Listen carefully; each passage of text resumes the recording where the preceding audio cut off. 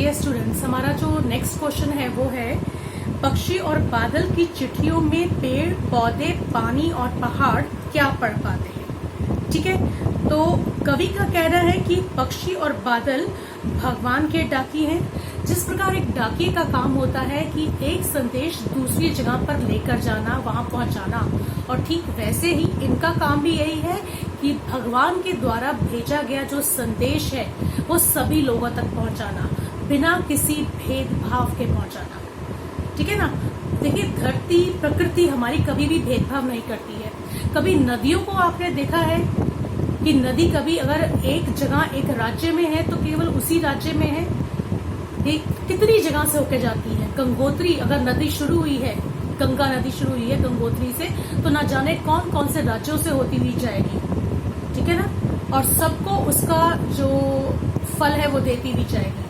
पेड़ हैं, पौधे हैं, पानी है, ये सब अपने अपने कार्य करते रहते हैं। ये कभी भी किसी में भेदभाव नहीं करते। मेरे ख्याल से इनसे ज्यादा परोपकारी, इनसे ज्यादा परोपकार करने वाला, दूसरों पर उपकार करने वाला कोई नहीं है। ठीक है। और यही संदेश हमें भगवान के डाकिये ने दिया है। और वो डाकिये है कौन जो संदेश देते हैं?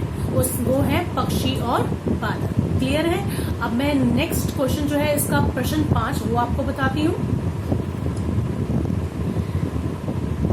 एक देश की धरती दूसरे देश को सुगंध भेजती है।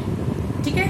अब इसमें क्या कहना चाहते हैं? सुगंध भेजने का मतलब यहाँ पे है कि आपस में मिलजुल कर रहना। अगर एक देश की धरती दूसरे को सुगंध भेज रही है, सुगंध ने किसी बात की भेदभाव किया, आपकी बालकनी में बहुत अच्छे फ्लावर्स खिले हुए हैं, बहुत अच्छे फूल खिले हुए हैं, क्या उसको साथ वाली बालकनी में जाने से आप उसको रोक सकते हैं? साथ वाले टेरेस पे जाने से आप उसको रोक सकते हैं?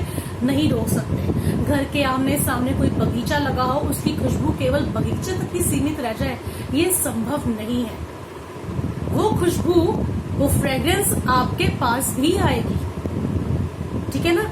तो ये जो उनका संदेश है जो है वो हमें क्या भेजता है? एक देश की धरती दूसरे देश को सुगंध भेजती है। तो कहने का मतलब ये है कि जब ईश्वर द्वारा ये जो प्रकृति है, मैं ईश्वर की बात नहीं करूंगी यहाँ पे, मैं प्रकृति की बात करूंगी, हमारी जो कुदरत है, जब वो भेदभाव नहीं करती तो मानव जिसके पास बुद्धि है, जिसके पास सोच समझ है, दिमाग है, वो फिर किसी चीज में भेदभाव क्यों करता है और आपस में लड़ता झगड़ता है। और इस पाठ के माध्यम से हमें यही समझाया गया है कि किसी भी चीज में हमें भेदभाव नहीं करना, जिस प्रकार हमारी प्रकृति नहीं करती है। हमें किसी प्रकार का भेदभाव नहीं करना है।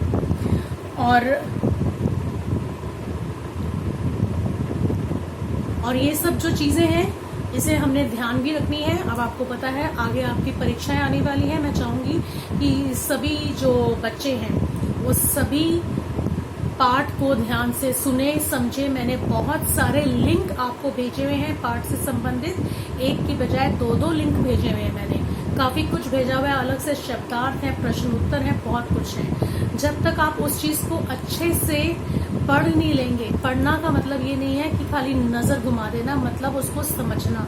आप नहीं समझेंगे तब तक आपको कोई चीज समझ में नहीं आएगी। आई होप कि अब जो मैंने आपको समझाया है ये समझ में आ गया होगा। ठीक है। तो अगर नहीं भी है तो एक बार ही सुनिए, 2 बार ही सुनिए, बार बार सुनिए। आपको सुनने से कोई मना नहीं करेगा। ठीक है ना। आप पबजी तो खेल ही रहे हैं, आप अपनी मैम की बात सुन रहे हैं, कोई नहीं बोलेगा, कोई कुछ नहीं कहेगा। ठीक है बेटा। अब ठीक है, अब बाद में आपसे बात करेंगे। क्वेश्चन आंसर्स जैसे मैं आपको करवाऊंगी दोबारा, हो सकता है मैं MCQ में भी आपको क्वेश्चन आंसर्स वगैरह दूं। ठीक है। तो हम बाद में करते हैं। अब हमारा ये जो पाठ है वो बिल्कुल ही क्लियर है। Okay, bye guys.